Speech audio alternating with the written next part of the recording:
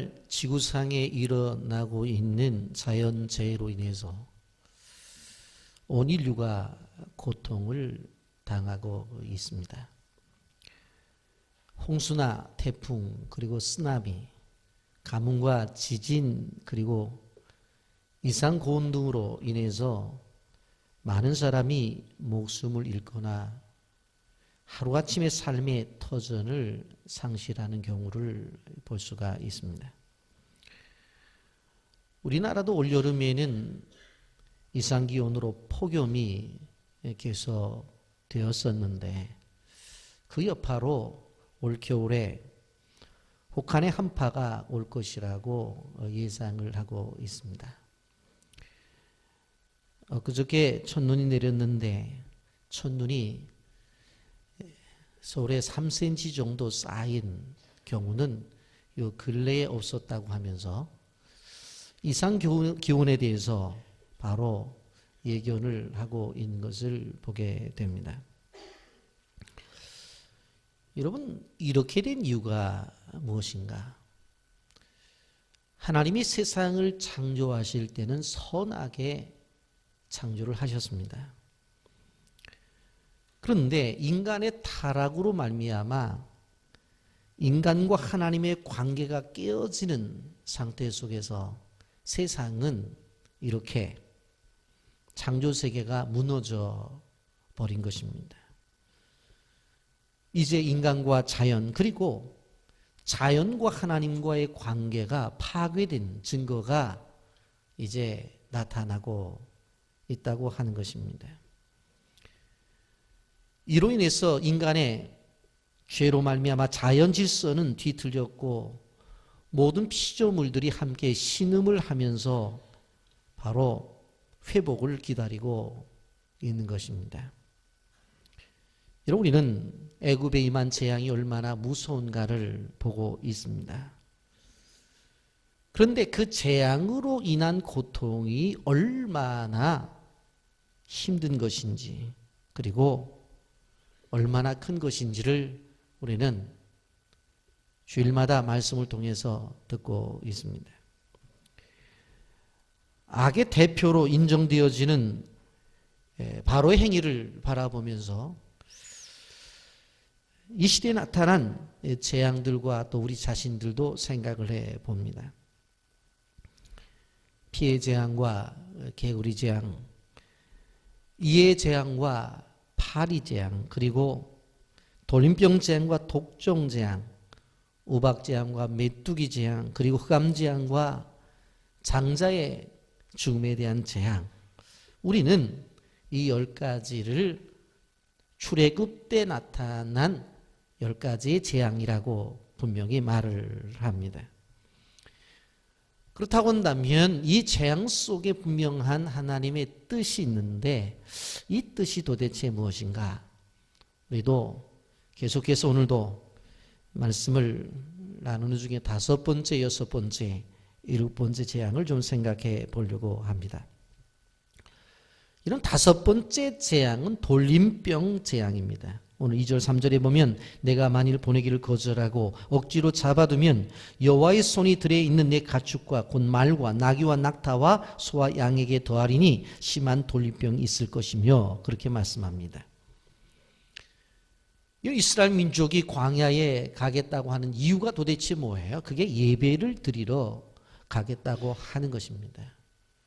그런데 이 예배를 드리러 가겠다고 하는 이스라엘 백성들을 보내지 않고 그것을 오늘 본문의 말씀대로 한다면 거절하고 억지로 잡아두면 어떤 일이 벌어질 것이냐 한 것을 오늘 성경이 이야기하고 있습니다.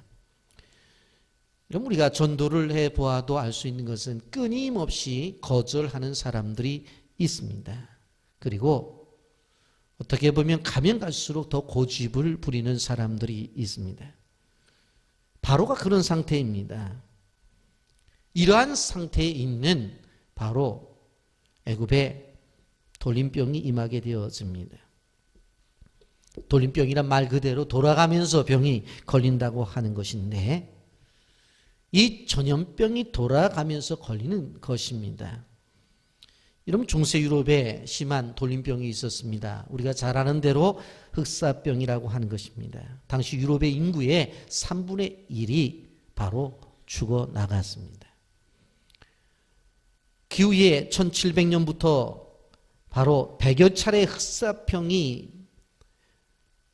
유럽 전역을 휩쓸었고 결국 그 유럽이 초토화가 되어지는 그러한 경험을 하게 되어집니다. 여러분 우리나라에도 전염병이 돌 때가 있습니다. 예전에 보게 되어지면 전염병이 돈다고 한다면은 동네 입구에 팻말을 붙여놓고 그 동네에 들어가지 못했고 죽어가는 사람들은 죽으면 그냥 시신을 묻는 그 정도밖에 하지 못했습니다. 그렇게 이 돌림병이 무서운 병입니다. 그럼 짐승도 마찬가지인데 현재 우리가 살아가는 시대 속의 돌림병 대표적인 것이 무엇인가 하면 조류독감과 그리고 구제역이라는 게 있습니다. 여러분 조류독감과 구제역이 나타나면 어떻게 합니까? 바로 펜스를 쳐놓고 그 지역에 사람들이 들어가지 못하도록 하고 그 지역에 이제 조류독감이라든가 구제역에 걸린 모든 가축들을 살처분을 합니다. 그리고는 땅에 다 묻어버립니다. 이런 의학이 발달이 됐어요. 그런데 현대 의학으로도 해결하지 못하는 것이 이 조류독감이고 구제역이에요. 이게 지금의 의학으로도 해결받지 못하는 것이 이 돌림병이라고 하는 것입니다. 그러니 이 돌림병은 엄청난 재앙입니다. 여러분 애굽에 가축을 치셨다고 했는데 이 가축을 치신 이유를 여러분 잘 보셔야 됩니다. 이런 본문에 보면 말, 나귀, 낙타 그리고 소, 양을 치셨다고 말씀했는데 여기 보면 말은 어떤 동물입니까? 전쟁에 필요한 짐승이었습니다. 애굽이 강한 군대가 되었다고 하는 것은 기마병이 있었기 때문이고 말이 이끌고 전쟁에 나갈 때에 바로 있었던 전차병이 있었습니다. 그렇기 때문에 이 기마병과 이 전차병이 있어서 전쟁의 승리를 이끌었는데 말들이 돌림병이 나서 죽으니 타고 나갈 말이 있어야 기마병이 힘을 내죠. 마차를 끌어갈 말이 있어야 이 전차가 전쟁에 나가서 힘을 내죠. 그러니 말이 돌림병이 나서 죽어버리니까 애굽이 가장 강력한 군대라고 했던 이 기마병과 마차병이 그냥 다 힘을 잃어버리는 것입니다. 그리고 나귀도 돌림병이 걸렸어요. 나귀는 뭐예요? 농사에 필요했던 것이.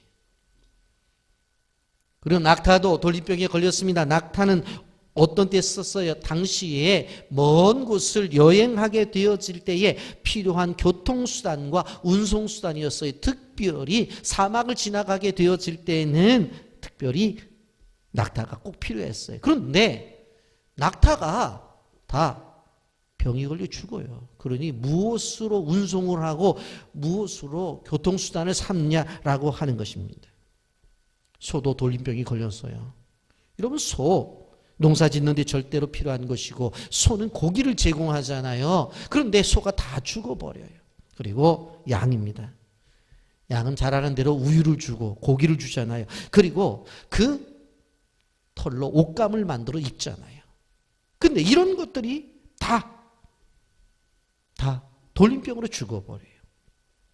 한마디로 말하면 경제 기반과 산업 기반이 무너졌다는 이야기입니다. 여러분 애굽 땅에서 가축들이 죽어가고 있다고 하는 것, 그리고 죽었다고 하는 것, 그리고 이것도 한두 종류가 아니라 당시에 말이라든가 나귀라든가 낙타라든가 그리고 소라든가 양, 대표적인 동물이 다 죽어갔어요. 여러분 경제적인 타격과 국방력으로 오는 타격이 심했다는 이야기입니다. 그러니 한마디로 말하면 이것은 짐승의 죽음이 아니라 더 나아가서 바로 국가의 재앙입니다.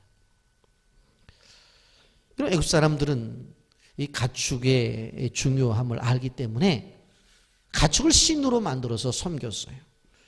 그래서 암소도 신으로 만들어서 섬기고 숫소도 신으로 만들어서 섬겼어요. 그래서 애굽에 살던 사람들이 나중에 출애굽을 한 다음에 그것을 보았기 때문에 뭐를 해요? 금으로 바로 금송아지를 만들어서 섬겼던 것이 애굽에서 배운 거예요.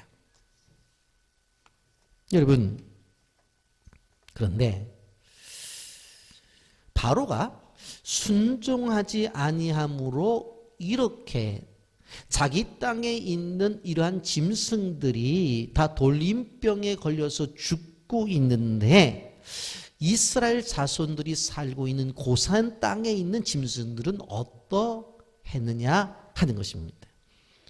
중요하기 때문에 다 같이 한번 읽어보세요. 4절 말씀입니다. 다 같이 읽어봅니다. 시작. 여호와가 이스라엘의 가축과 애굽의 가축을 구별하리니 이스라엘 자손에게 속한 것은 하나도 죽지 아니하리라 하셨다 하라 하시고 6절 말씀 계속 읽습니다. 시작. 이튿날에 여호와께서 이 일을 행하시니 애굽의 모든 가축은 죽었으나 이스라엘 자손의 가축은 하나도 죽지 아니한지라.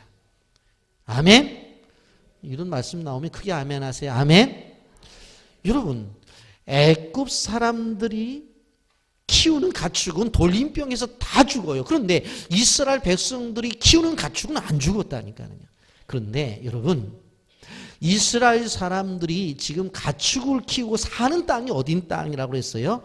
고센 땅이라고 그랬어요. 고센 땅이 어떤 땅이에요? 고센 땅은 애굽에 있는 땅이에요. 여러분, 우리가 좀 역사적으로 올라가 보게 되어지면 야곱이 가나안이 흉년이 들어서 이주를 하죠. 그때의 총리가 누구였어요? 요셉이 총리였단 말이에요. 그래서 아버지와 그 요셉의 형제들과 종들이 함께 몇 명이 내려와요? 70명이 내려와서 요셉의 형제들이 오니까 바로가 그러면 그 가까이 가나안에 가까이 있는 땅에서 좀 살게 해주라고 해준 땅이 무슨 땅이에요? 고센 땅이에요.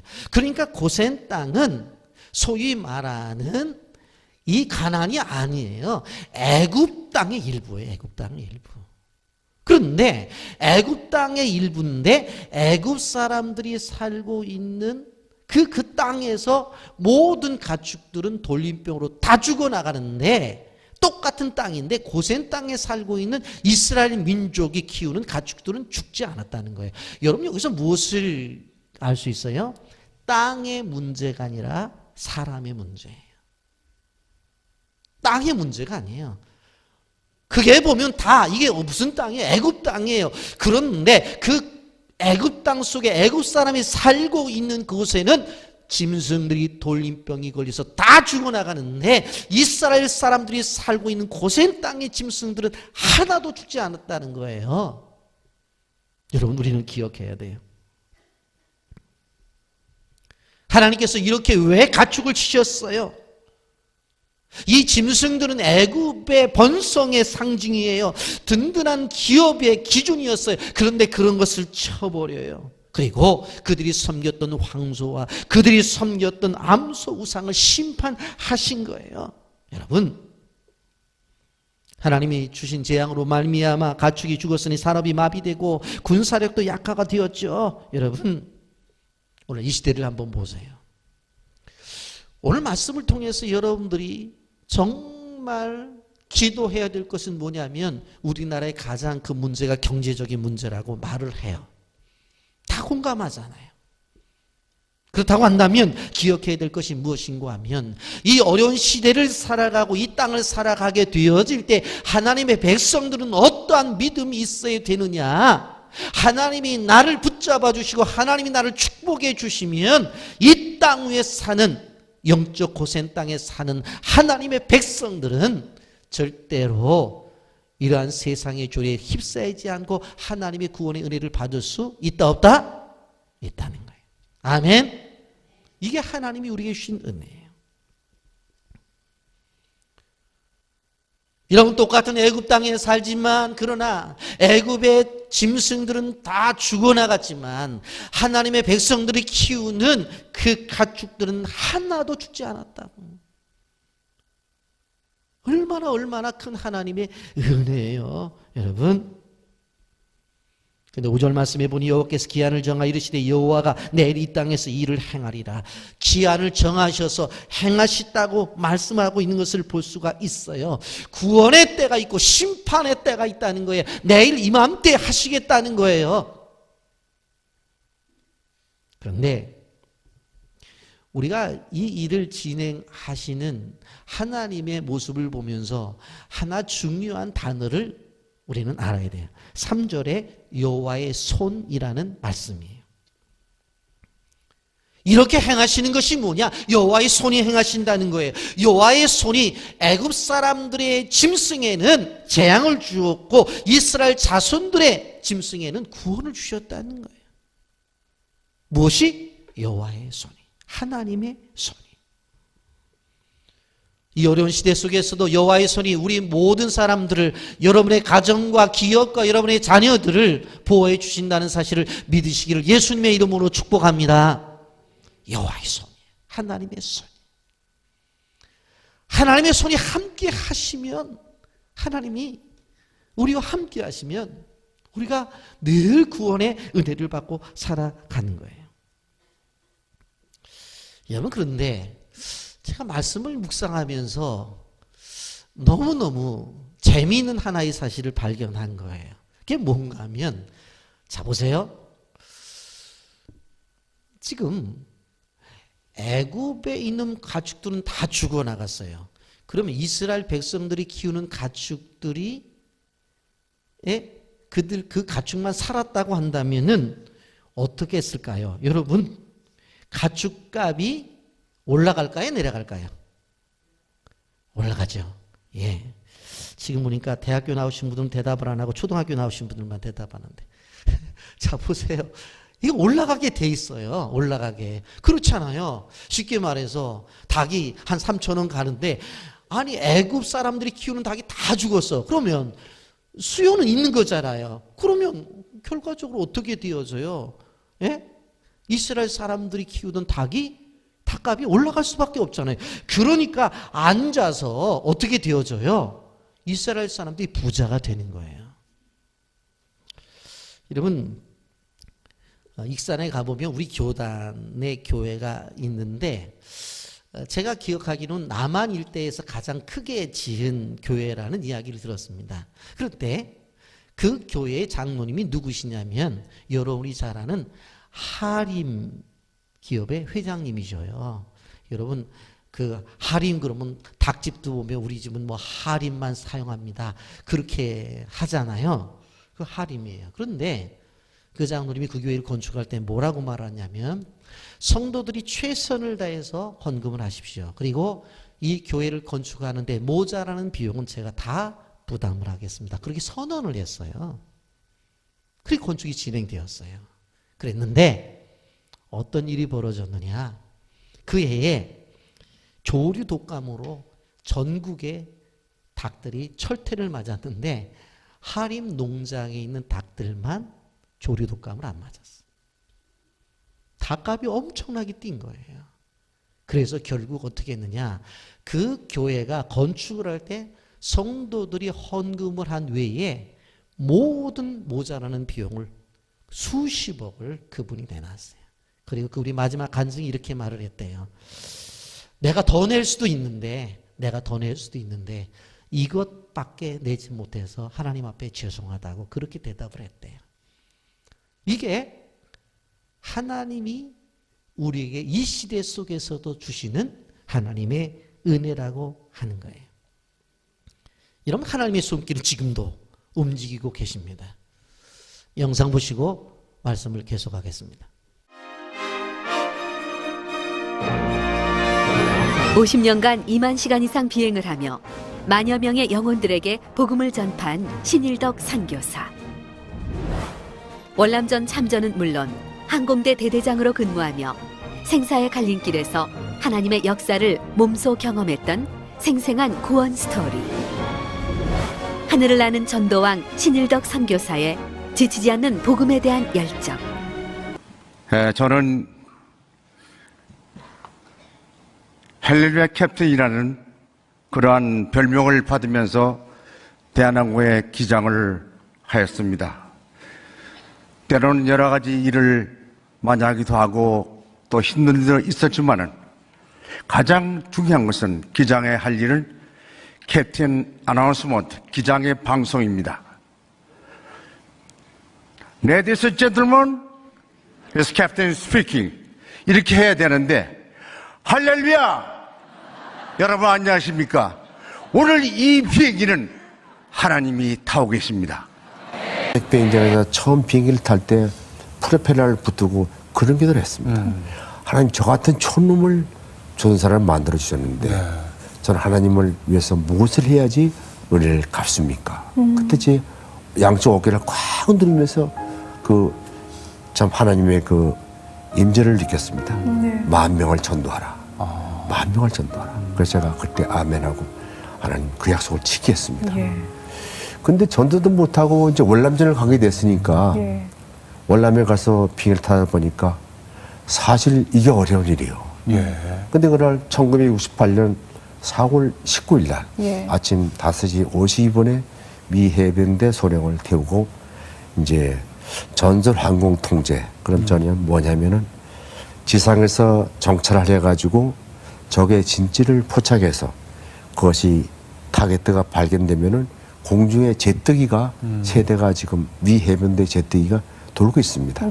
거기다 연락을 해서 그 지역을 폭격하는 그런 임무를 하는데 고사포가 막 오르는 거예요. 고사포 3발을 맞았습니다. 한 발은 가운데로 뚫고 들어와서 오른쪽에 무전기를 때려가지고 무전기에서 불이 붙었습니다. 내려가서 그다음에 이제 바다 쪽에 가서 이렇게 있는데 비행기는 불이 나가지고 뒤에는 미 해병대 소령은 그 불 끄느라고 정신이 없는 거예요. 저는 앞에서 조정만 하고 있으니까 불을 끌 수가 없는 거예요. 그런 막 울었죠. 주님, 살림만 주십시오. 살림만 주시면은 제가 하나님의 약속을 꼭 지켰습니다. 그런 순간에 방탄 조끼 위에 손을 넣는 순간에 바로 이 성경이 그때 이 성경입니다. 또 오른쪽에는 또 가스펠 이렇게 두 권을 놓고 비행기 탔습니다. 그런 순간에 이 성경을 딱 주는 순간에 그냥 저에게 뜨거운 마음이 생겼습니다. 그렇지. 예수 믿는 사람은 기도하고 죽는 거야. 기도했습니다. 그때 하나님께서 이사야 43장 2절의 말씀, 1절의 말씀. 너는 내 것이야. 너는 내 것이야. 내가 너를 구속하였고 너를 지명하여 불렀나니 물속에 갈지라도 빠지지 않을 것이고 불 속에 들어갈지라도 타지 않을 것이다. 너는 내 것이야. 그 음성을 들었을 적에 너무나 감사해서 울다가 소리 지르고 할렐루야 소리니까 뒤에 있던 위대한 소리가 깜짝 놀라요. 아까까지는 그렇게 울고 하던 놈이 벼랑간에 나한테 없이 할렐루야 소리를 지르니까 저거 돌았구나. 이 비행기를 정신을 똑바로 차리고 가도 살까 말까 한 판에 지금 조종사가 정신이 돌아버렸으니 이제 다 모든 걸 다 포기한 거예요. 저는 그때 콘도를 부리면서 힘을 다해서 하나님께 감사하면서 비행기를 빨리 몰았습니다. 그래 23분이 도착 시간인데 얼마나 단축했는지 19분 만에 와서 마블 마운틴 미 해병기지에 불상을 했습니다. 불상을 하고 저는 이제 해군 병원에 가서 입원했고 제 손을 꽉 잡으면서 미 해병대 소령이 물었습니다. 너 어떻게 그렇게 용감하면 정신이 나오느냐? 한국 해병대에서 그런 훈련을 받았어요. 네버. 천만의 말씀. 나는 크리스찬이. I'm 크리스찬. 나는 비행기 탈 때마다 항상 성경을 놓고 탄다. 이 성경을 만지는 순간에 하나님께서 나에게 힘을 주시옵시고 용기를 주셔서 그 용기로 내가 이 비행기를 몰고 갔다. 내 손을 꽉 잡으면서 하는 얘기가 미라클, 기적이다. 정말 기적이다. 그래 이 미해병 소령이 자기 부대 가서 얘기를 했어요. 나 오늘 한국 해병대에 임무하는 중에 미 해병대에서 불난 비행기 2번은 봤는데 다 조종사가 죽었는데 이놈은 불난데도 기도하고 끝까지 비행기를 몰고 오더라. 근데 비행기 내려서 딱 보니까 내리는 순간에 비행기 불이 다 꺼져버렸어요. 이것은 기적이다. 그 사람은 꼭 비행기 탈 때마다 성경을 놓고 탄다. 그 미 헤로드 전사들이 저한테 전부 다 성경 사달라고 막 왔습니다. 39명이나 저희들에게 요청이 왔었는데 제가 다 못 사주고 32명을 사줬습니다. 근데 32명은 한 사람도 안 죽고 다 미국으로 귀국했습니다. 네. 그래서 그 제가 선교네 그것도 또. 그래서 그때 처음으로 32명을 전도를 했어요. 아, 예. 네네. 예. 전도 그래서 시작이네요. 그때 전도가 시작된 예. 겁니다.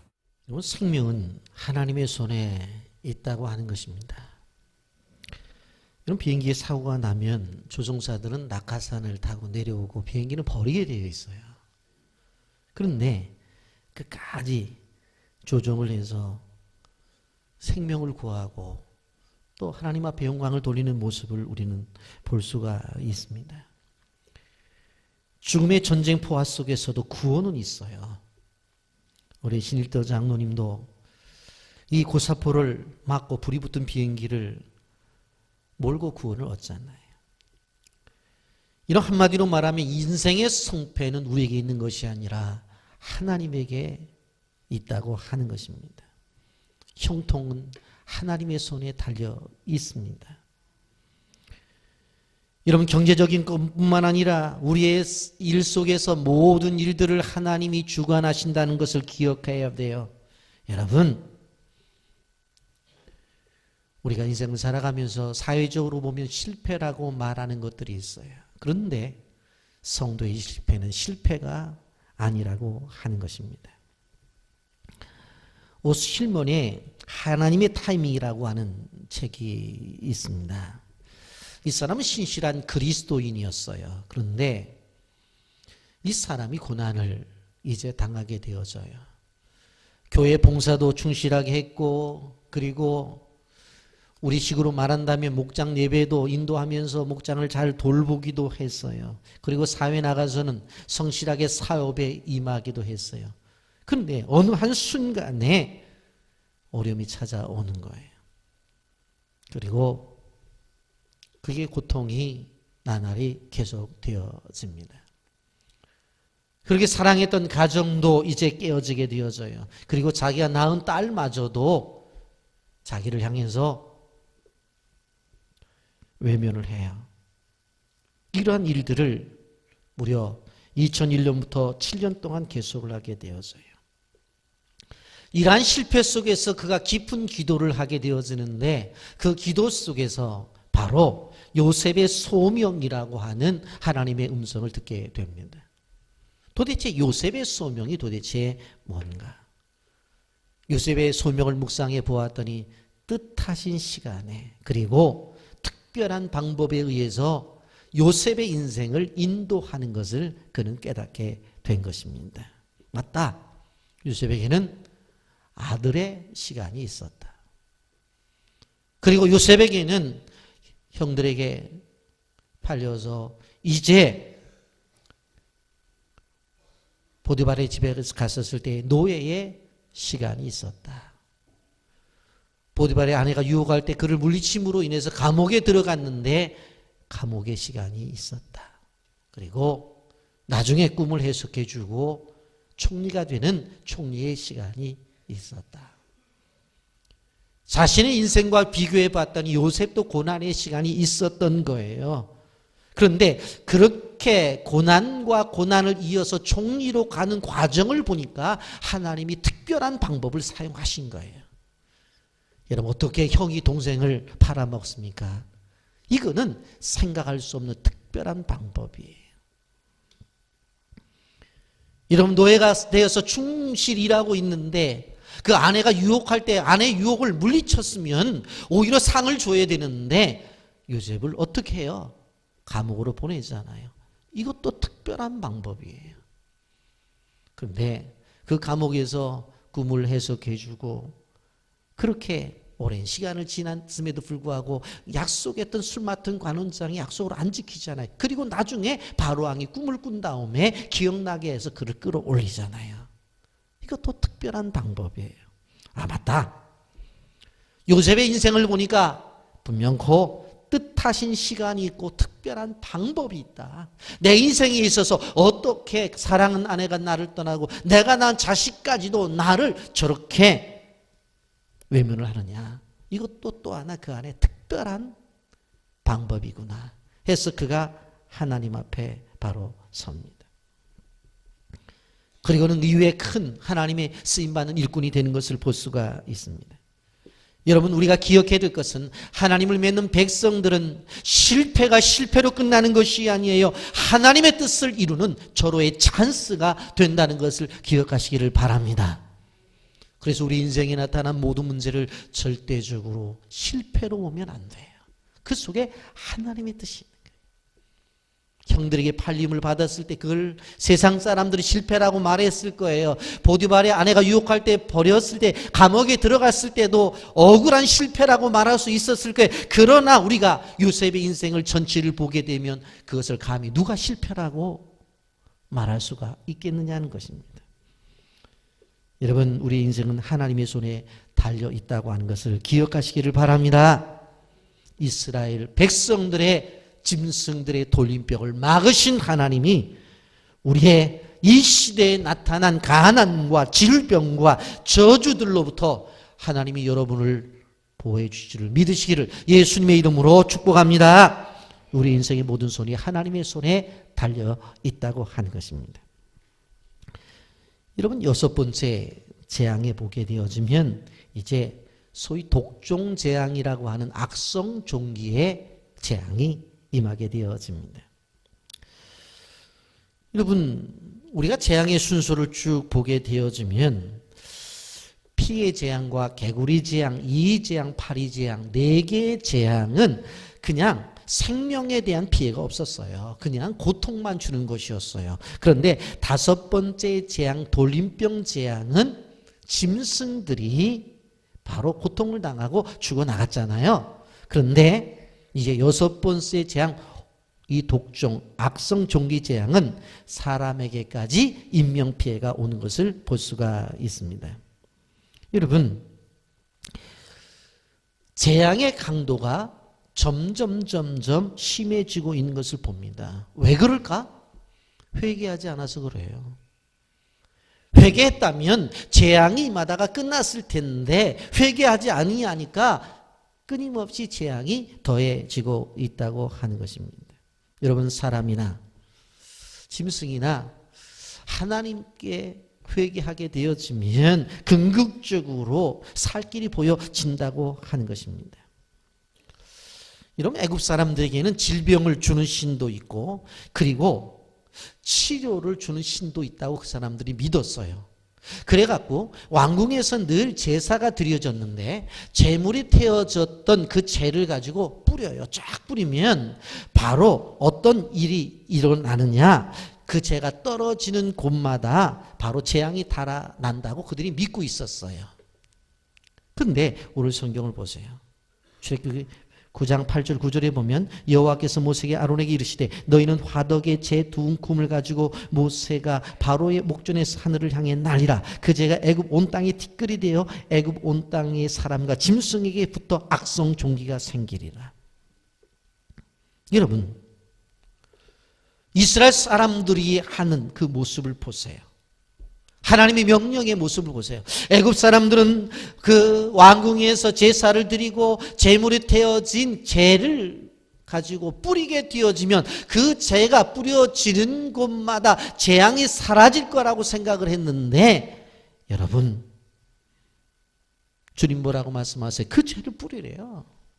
그러면 그 뿌린 죄악이 닿는 곳마다 독종이 생긴다라고 하는 것입니다.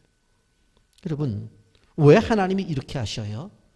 그들이 믿는 신, 그들이 생각하는 것들을 한순간에 무너뜨리는 거예요. 이런 독종은 이스라엘 역사 가운데서도 재앙인 것을 볼 수가 있습니다. 여러분, 출애굽 시대가 지난 다음에 엘리 제사장 때 어떤 일이 벌어지죠? 블레셋 군대가 쳐들어오게 되어져요. 그래서 블레셋 군대가 쳐들어왔을 때에 이 블레셋 군대를 이기기 위해서 그의 아들들이 가지고 나간 게 뭐였어요? 법궤였단 말이에요. 왜? 법궤가 힘의 원천이라고 생각을 했으니까. 그래서 이 블레셋 사람들이 무슨 생각을 했습니까? 아, 이스라엘 사람들이 저렇게 생각하는 힘의 원천인 법궤를 우리도 가져오자 하고는 그것을 빼앗아 가지고 어디로 가져와요? 아스돗으로 가져와요.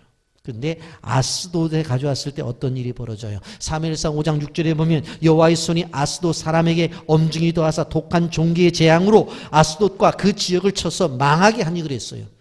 법궤가 아스돗에 왔는데 독종이 임해서 다 망하게 된 거예요.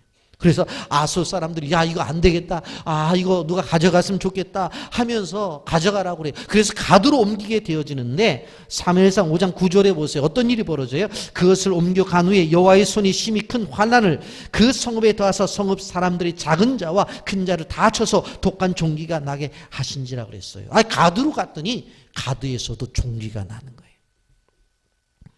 그래서 놀라서 에그론으로 옮겨요. 사무엘상 5장 10절 이에 그들이 하나님의 궤를 에그론으로 보내니라. 하나님의 궤가 에그론에 이른즉 에그론 사람이 부르짖으되 그들이 이스라엘 신의 궤를 우리에게 가져다가 우리와 우리 백성을 죽이려 한다 하고 그랬어요. 에그론 사람들이 우리를 죽이려고 했어요. 여러분 왜 이렇게 독종이 임하는가? 지금도 하나님이 살아 계신다는 것을 가르쳐 주기 위한 것입니다.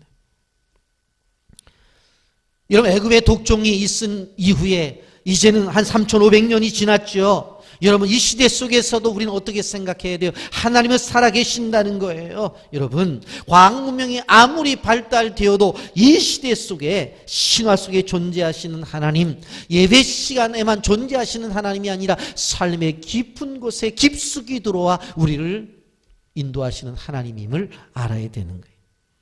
어제나 오늘이나 영원토록 동일하신 하나님은 우리의 삶 속에서도 함께 하신다라고 하는 것입니다. 여러분 그러면 이러한 고난이 올 때에 받아야 되는 은혜가 뭐냐? 치료의 은혜입니다. 병나서 그냥 아파서 그냥 죽어야 되느냐? 그건 아니. 치료의 은혜를 받아야 돼. 예레미야 30장 27절 말씀에 여호와의 말씀이라 그들이 쫓겨난 자라 하매 시온을 찾는 자가 없은즉 내가 너희 상처로부터 새살이 돋아나게 하여 너를 고쳐주리라. 아멘. 치료의 하나님이었어요. 히스기야 왕이 불치의 병에 걸려서 이제 죽게 된다고 선지자 이야기를 들었을 때 어떡합니까? 벽을 바라보면서 기도를 하잖아요. 밤을 지새면서 기도를 할 때 하나님께서 15년의 생명을 연장해 주시잖아요. 여러분 나인성 여인의 아들이 죽었어요. 그런데 그 관에 손을 대시고 청년아 일어나라 말씀하시면서 죽은 자도 살려내셔요. 38년 된 환자도 일으켜 주시고요. 12의 혈류증을 앓는 여인도 치료해 주시고요. 눈먼 바로 바디메어도 보게 해주세요. 하나님은 치료의 하나님이십니다. 출애굽기 15장 26절에 보면 이르시되 너희가 너희 하나님 나 여호와의 말을 들어 순종하고 내가 보기에 의를 행하며 내 계명에 귀를 기울이며 내 모든 규례를 지키면 내가 애굽 사람에게 내린 모든 질병 중 하나도 너희에게 내리지 아니하리니 나는 너희를 치료하는 여호와임이라. 따라서 하십시오. 나는 너희를 치료하는 여호와임이라. 아멘. 릴리언 요모스라고 하는 미국 의사가 한 명이 있었습니다. 여자 의사였는데 바로 대형 병원에 바로 의사로 근무를 하면서 너무 힘든 거예요. 그래서 몰래 자기가 주사를 자기 몸에 놨어요. 그냥 낙심과 자질이 올 때 흥분제도 놓고 그리고는 잠이 안 올 때는 약간의 미량의 마취제를 놔서 잠도 자고 나중에 마약까지 손을 대서 자기 몸에 마약을 놔서 온갖 합병증에 이제 고통을 당하게 됩니다. 의학적으로는 이젠 죽을 수밖에 없었어요. 근데 그런 그가 부흥회에 참석을 했다가 하나님의 치유하심을 경험하게 됩니다. 깜짝 놀랐어요. 자기는 의술로만 사람을 치료한 줄 알았는데 그래서 자기는 이제 죽을 수밖에 없는 존재라고 생각했는데 자기가 살림을 받은 거예요. 그는 불치의 병에서 치유를 받고 오히려 지금까지 행하던 의사의 일을 접고 하나님의 치유하심의 은혜를 받은 다음부터 복음을 전하는 전도자가 되어집니다. 오늘날 왜 하나님이 이러한 치료의 은혜가 있음에도 불구하고 왜 많은 사람들이 그러한 은혜를 경험하지 못하느냐? 오늘날 약이 너무 좋고 병원이 너무 좋아요. 그래서 의료 시설이 너무 좋으니까 자꾸 의료 시설과 이러한 의사의 기술과 약에만 의존을 한단 말이에요. 그러니 하나님이 역사할 틈이 없는 거예요. 여러분, 그렇기 때문에 우리가 이 시대 속에서 불치의 병을 이야기하게 될 때 철저하게 하나님을 믿고 하나님의 치료하심을 믿는 믿음이 필요하다고 하는 것입니다. 우리의 하나님은 려와 라파의 하나님이에요. 치료하시는 하나님입니다. 케네스 해긴이라고 하는 목사님이 간증 속에 이런 이야기가 있습니다. 그도 불치의 병에 걸려서 고통 중에 있었는데 기도 가운데서 치료를 받게 되어져요. 그래서 치료의 사역을 늘 했었는데 어떤 할머니가 오신 거예요. 어디가 아프세요? 그랬더니 앞이 잘 안 보인대요. 그 기도를 해 주었어요. 그랬더니 이 어두운 눈이 밝아졌어요. 근데 목사님이 가만히 보니까 허리가 구부정해요. 그래서 목사님이 이렇게 이야기를 합니다. 할머니, 허리가 구부정한데 제가 허리 치료를 위해서 기도하겠습니다. 그랬더니 이 할머니가 뭐라고 말하냐면, 아이고 목사님 이 앞이 보이지 못해서 어딜 나가지도 못하고 제대로 다니지도 못했는데 이제 두 눈이 치료를 받았는데 내가 더 이상 뭐를 요구하냐고. 이 굽은 허리는 그냥 놔두라고. 그리고 그 노인이 가는 거예요. 그래서 이 케네스 해긴 목사님이 중요한 것을 깨달은 거예요. 뭔가 하면은 그렇구나. 믿음의 수준과 믿음의 요구 따라서 바로 응답을 받는구나. 앞이 보이지 않는 그 눈을 가지고 와서 기도해서 앞을 봤잖아요. 그런데 허리 치료를 위해서 기도를 요구해서 기도했다면 치료를 받을 텐데 이분은 뭐예요? 보지 못하는 눈만 치료받았으면 됐다고 하면서 어떻게 해요? 구부정한 허리를 갖고 그냥 간 거예요. 여러분, 치료의 은혜라고 하는 것은 바로 개개인이 가지고 있는 소원과 그 사람의 믿음에 의해서 바로 치료의 역사가 나타난다라고 하는 것을 바로 이 케네스 해긴 목사님이 말을 했어요. 분명코 뭐라고 말했어요? 믿음의 기도를 드리면 산을 움직일 수 있다고 말을 했는데 아무리 그러한 기도의 능력이 있다 할지라도 순종하지 아니하면 그런 능력이 나타날 수가 없다라고 하는 것입니다. 불치병 때문에 고민하고 계세요? 치료를 소원하세요? 기도하세요. 하나님께 위대한 믿음을 달라고 기도하고 믿음의 기도를 드리세요. 그러면 하나님께서 모든 문제를 해결해 주시는 거예요. 이사야 41장 10절 말씀 이렇게 말합니다. 두려워하지 말라, 내가 너와 함께함이라. 놀라지 말라, 나는 내 하나님이 됨이라. 내가 너를 굳세게 하리라. 참으로 너를 도와주리라. 참으로 나의 의로운 오른손으로 너를 붙들리라. 아멘. 여러분, 7번째 재앙을 우리가 생각을 해봅니다. 7번째 재앙은 우박 재앙입니다. 이런 우박 재앙을 내리실 때 출애굽기 9장 19절에 보면 뭐라고 말씀하시느냐? 이제 사람을 보내 내 가축과 내 들에 있는 것을 다 모으라. 사람이나 짐승이나 무릇 들에 있어서 집에 돌아오지 않는 것들에게는 우박이 그 위에 내리리니 그것들이 죽으리라 하셨다 하라 하시니라 그랬어요. 이런 하나님 뭐라고 말씀하시냐면 우박을 내리겠대. 그런데 들에 있는 사람이나 들짐승 가만히 있다가는 우박에 맞아 죽는데요. 이런 우박이 내려서 사람이 죽을 정도에 되면은 우박이 얼마나 할까요? 주먹만한 우박일 거예요, 아마. 근데 그렇게 말씀하셨는데 사람들이 들었느냐? 아니 무슨 한여름철에 우박이야. 아니 우박이 아무리 큰들 어떻게 그것 맞아서 사람이 죽고 그것 맞아서 짐승이 죽어? 우리가 지금 그런 얘기 들어본 적이 있어? 그러면서 불신하는 거예요. 그런데 여기서 중요한 하나의 사건을 우리는 보게 되어져요. 애굽 사람들 가운데, 바로의 신하들 가운데 그렇게 증거하는 모세의 말을 믿는 사람들이 있었어요. 그래서 어떻게 해요? 그들이 야야야야 지금까지 재앙을 쭉 봐봐. 6번째까지 재앙을 다 이루어졌잖아.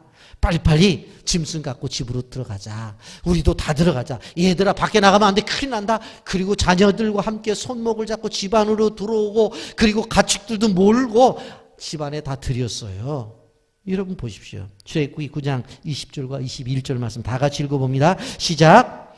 바로의 신하 중에 여호와의 말씀을 두려워하는 자들은 그 종들과 가축을 집에 피하여 들였으나 여호와의 말씀 마음에 두지 아니하는 사람은 그의 종들과 가축들을 들에 그대로 두었더라.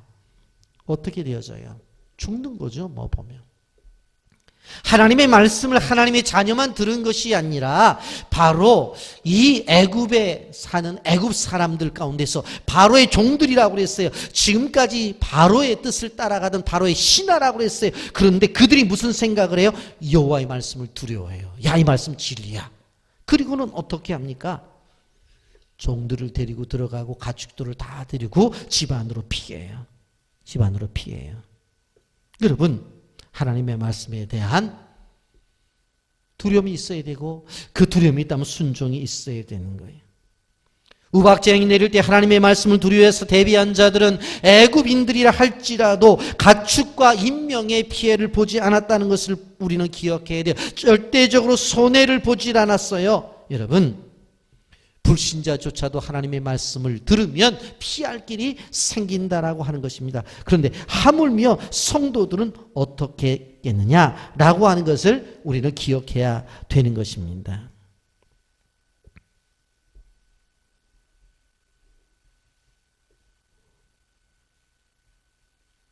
여러분, 우리는 이 말씀을 보면서 무슨 생각을 해요? 말씀대로 순종하는 삶이 있어야 되겠다. 이런 고아들의 아버지라고 불리는 조지 물러 목사님, 평생 기도만 하면서 3,000명 이상의 고아를 돌봐왔어요. 여러분, 집안에 요즘 뭐 아이들 많아야 3명 정도 되는데 여러분 3명의 아이를 키우는 것도 힘들다고 하잖아요. 먹이고 입히고 공부시키고. 그리고 젊은 부부들에게 아이들을 더 낳으라고 하면은 그런 얘기를 해요. 아이고, 요즘 세상에 아이 키우는데 한 달에 돈이 얼마가 들어가는 줄 아세요, 목사님? 그렇게 얘기해요. 그런데 조지 밀러는 무려 3,000명을 먹이고 입히고 재웠어요. 그래서 기자가 물어봤어요. 어떻게 이런 일을 하실 수 있습니까? 그랬더니 이런 고백을 해요. 나는 평생에 성경을 100번 읽었습니다. 단 한 번도 실증을 느낀 적이 없지요. 하루라도 하나님의 말씀 먹지 않으면 영적인 활력을 얻을 수가 없습니다. 영적인 하나님이 주신 음식을 먹으니까 육적인 음식도 공급이 되었다고 하는 거예요. 링컨 대통령도 뭐라고 말했어요? 하나님이 내게 주신 최고의 선물은 성경이라고 그랬어요. 링컨은 매일 성경을 묵상하며 국가를 통치할 지혜를 얻었다고 그렇게 이야기를 하고 있습니다. 신일덕 장로님도 성경책을 가슴에 품고 비행을 했다고 했죠. 나중에 그 사실을 간증하게 되어질 때에 미군들이 성경을 선물로 요구하고 32병에게 선물을 주며 복음을 전했고 그들은 모두 다 그 전쟁통에서 살아남아 미국으로 다 귀국할 수 있다고 하는 것이 그분의 간증의 내용입니다. 여러분, 성경을 가까이 합니까? 말씀대로 살기 위해서 얼마나 투쟁을 해요.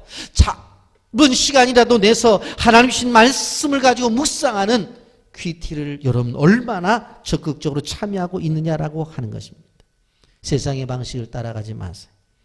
세상의 지혜를 준행하지 마세요. 하나님의 지혜를 따라가야 돼요. 성경 안에 그 모든 것이 있다고 하는 것을 여러분들 기억하셔야 돼요. 디모데후서 3장 15절부터 16절에 보면 또 어려서부터 성경을 알았나니 성경은 능히 너로 하여금 그리스도 예수 안에 있는 믿음으로 말미암아 구원에 이르는 지혜가 있게 하느니라. 모든 성경은 하나님의 감동으로 된 것으로 교훈과 책망과 바르게 함과 의로 교육하기에 유익하다고 말씀했습니다. 말씀을 통해서 지혜를 얻으시기를 주님의 이름으로 축복합니다. 말씀을 통해서 이 세상을 이길 힘을 얻으시기를 주님의 이름으로 축복합니다. 이것이 하나님 우리에게 요구하시는 거예요. 여러분, 우리는 애굽 땅에 재앙이 계속 일어나는 것을 보고 있습니다. 그럼에도 불구하고 바로왕은 굴복하지 않아요. 그러지 바로왕이 굴복하지 아니하니까 백성들도 고통을 당해요. 짐승들이 다 죽어나가요. 여러분, 국가의 미래가 누구에게 달려져 있느냐? 소위 말하는 정의롭고 그리고 자유로운 국가가 되고 그리고 행복한 나라를 만들기 위해서 어떻게 해야 되느냐? 여러분, 그건 하나님의 손에 달려져 있다라고 하는 것입니다. 여러분, 우리나라가 너무 힘든 것 같아요. 어제 인터넷 신문을 보게 되어지니까 우리나라 국적을 포기한 사람이 역대 최고로 올해 제일 많았다고 하는 이야기를 들었습니다. 그러면 이민 가면 될까요? 여러분 그렇게 사람들이 이민 가고 싶어하는 캐나다나 북유럽들 지금 명목상의 기독교 국가가 되어져 버렸어요. 다 하나님을 떠나버렸어요. 성경을 가장 가치 있게 여겼던 그런 나라들이 이제는 하나님을 버리고 있어요. 개혁주의의 신학이 가장 번창했던 네덜란드는 가장 성적으로 문란한 나라가 되어져 버렸어요. 여러분, 하나님이 이 전 세계를 바라보실 때에 얼마나 답답하겠는가 하는 생각을 가지게 되어집니다. 오히려 순수한 믿음을 가지고 있는 북한이나 중국에 핍박받는 성도들이 하나님 앞에 바른 신앙을 가지고 지하교회 속에서 무릎을 꿇고 눈물을 흘리면서 신앙을 지키고 있다고 하는 것입니다. 어떻게 보면 자유주의 신앙 속에 있는 신앙인들보다도 이렇게 핍박받는 지하교인들, 무슬림 속에서 신앙을 지키고 있는 그들 때문에 하나님이 이 세상을 놔두고 계신지를 모르겠어요. 여러분, 세상에 타협하지 마세요. 세상에 타협하면 세상에 물들게 되어져요. 그리고 세상의 쾌락과 세상이 추구하는 가치를 따라가다 보면 어느 한순간에 내 인생도 무너진다고 하는 것을 기억해야 돼요. 우리는 깨어나야 돼요. 하나님을 경외하는 사람들이 영적인 잠에서 깨어나야 돼요. 말씀을 최고의 가치로 생각하고 그 말씀을 따라가야 돼요. 그리고 하나님의 손길이 우리의 인생을 주관하신다는 사실을 믿어야 돼요. 그 손은 구원의 손길이기도 하지만 심판의 손이기도 하기 때문에 그래요. 역사의 주인은 하나님이세요. 여러분 꼭 기억하셔서 이 사실들 앞에 말씀을 묵상하면서 그 하나님의 우리를 향하신 구원의 손길과 치유의 손길을 믿으시고 이 놀라운 은혜가 여러분의 인생에 나타나기를 예수님의 이름으로 축복합니다. 아멘.